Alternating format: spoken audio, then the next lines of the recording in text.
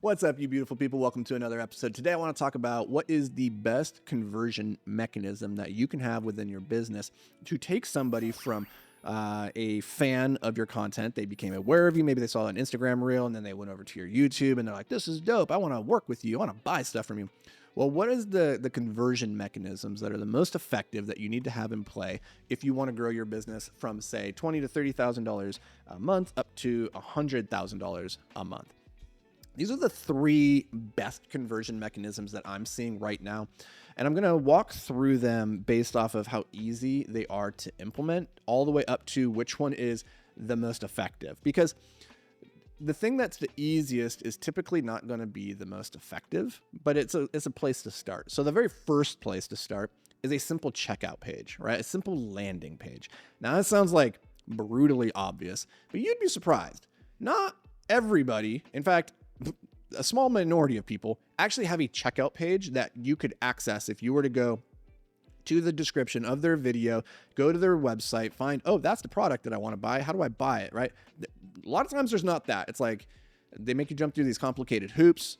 It's very confusing. So just having a simple checkout page. Now, what I recommend when it comes to a checkout page is, I did another video on this a while back when we were talking about landing page designs, but effectively what you need to have is either you did all the selling before the checkout page. Maybe they're on your email list and you like got them all psyched on this thing. So when they click on the link, it literally just takes them to a place where they put in their credit card information and they give you money. But if you're not confident in the copy that you have on the email, or if they're not even in an email list and it's completely cold traffic coming from a YouTube video over to a landing page, then the landing page might need to do some heavy lifting. And so you have your header. What is the big promise that your product delivers? Underneath that is your subheader, like a little bit more details. Hey, if you want to, like, maybe the header is lose 10 pounds in the next 90 days. Underneath of that is the number one weight loss program that's been used 10,000 times and designed by trainer to the stars, Billy Blanks, right? Do it now, 30-day money back guarantee, right? So real quick, promise, and then underneath of it, a little bit more information about what the promise is about. Try and keep everything very limited on the top. You don't want a lot of buttons. You don't want to have a lot of like menu bars or anything. Just keep it really succinct. So boom, boom. And then underneath of that, a little video explaining what it is. You can, underneath of that would be the VSL, right? Underneath of that, you have your core offer about like, what are they actually getting? Underneath of that, you could have your proof and your promise, which is, you know, having actual testimonials and reviews from people. But you really just want to have this as like simple and straightforward for people to understand, what am I paying for and how do I pay for it? Like, that's it. So I would recommend you go find the other video that I did on this channel where we talked about landing page design, like way more in depth than that. But that's the very first one, is a simple checkout landing page. You could use, I mean, in terms of like payment processor, you could just use a Stripe checkout page and just send people to that to collect payment. If you want to get a little bit more fancy with it, you could use Samcart to have like a more well-designed checkout page and then link that to your Stripe. Don't lose sleep on this, but like that is the easiest thing to get set up to start with. But it's also going to be the least effective. And so it's going to work within a fairly narrow band of like price points. This is great if you have like a digital product that you're selling for $19, all the way up to maybe like $500, maybe even $1,000. But like for the most part, you're going to have a hard time selling something more than $1,000 with just a landing page checkout. So you're going to need to go a little bit deeper, which brings us to the second thing, which would be an offer doc.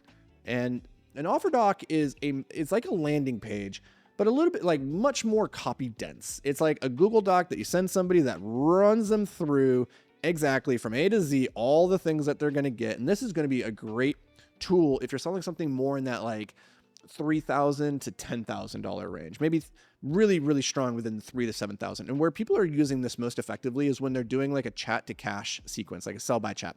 So somebody comes into your Instagram ecosystem, they follow you, you shoot them a DM, you have a conversation to qualify them. At the end, you make the offer and they're like, cool, what do you got? And you send them the link. Instead of sending them to a landing page, you send them to the link to this offer doc.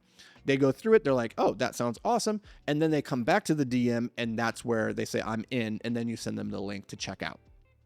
That is a very effective closing sequence. And the reason it's more effective is because you're tied in with that person as they're experiencing the offer doc rather than just cold traffic going over to a landing page and then being left up to their own devices to whether or not they want to buy. Because you're in the chat with them, they went and looked at the page, that the offer doc. Now you can continue engaging with them in that conversation. You have a much higher likelihood of actually converting them, hence why you can sell a higher ticket, like mid-ticket to high-ticket offer there.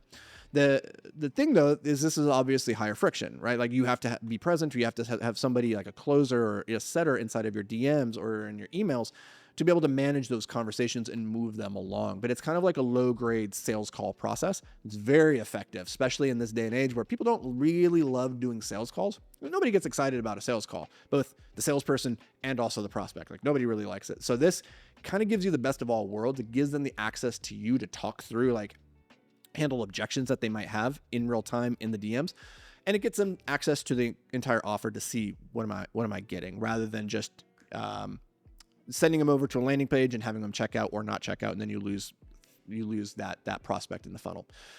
The third conversion mechanism, and this is probably the Mac Daddy. This is probably the most effective, and this is going to work for literally any dollar amount that you want to sell. If you want to sell something for $19 all the way up to $50,000, this is going to be the most powerful way to do that. Now, I do not recommend using this mechanism for anything that's priced less than, I would say $3,000, especially if you have a sales team, because they're going to need they're going to be taking 10% of the commission, right? And so you need to have a certain amount of margin baked into your pricing structure there to even justify having a sales team. So, and that's really not going to work if you're pricing yourself under $3,000. So it's going to need to be in that $3 to $100K range. And what you're going to do here is you send people to a VSL, to a book a call funnel.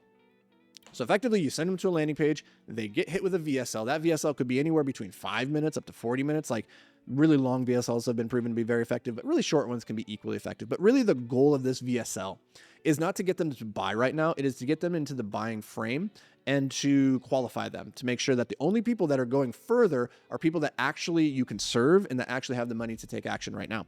So the VSL's goal is to get them to book a call. And so then they get a call, they get onto a sales call with you or with one of your closers, and you actually have a sales conversation there. Now you can see that's going to have a much higher conversion rate than if you're just DMing them or just sending them to a landing page, because they have the interaction of you.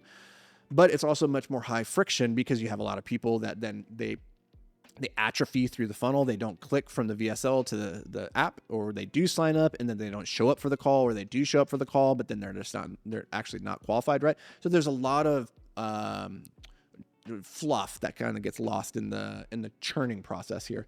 But at the end of this all, you should be able to close at a relatively high percentage, somewhere between 20 and 30% of people that actually do make it to a sales call, assuming that they are a qualified lead, will convert.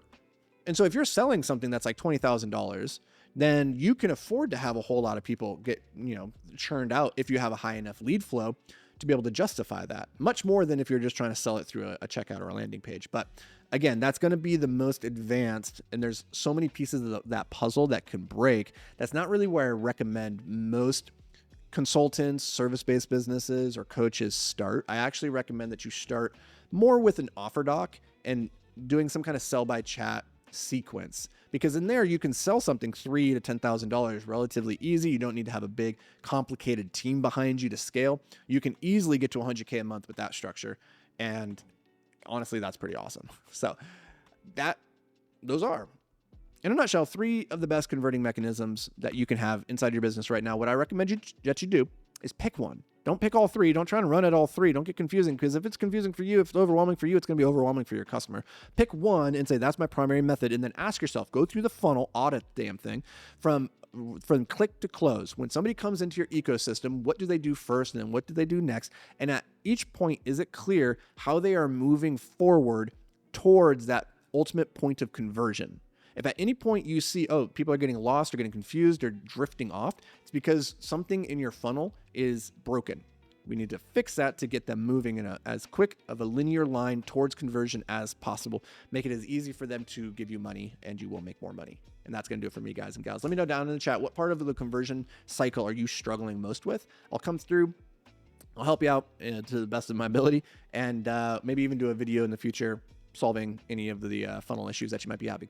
What would help me is if you actually put down into the comments what your landing pages, what your offer is. Give me the information so me and my team, we can actually go do an audit for you and break down where you might be losing customers, where you might be losing revenue, and what you might be able to do to plug the holes so that you can make more. And that'll do it for me, guys. I'll see you in the next episode.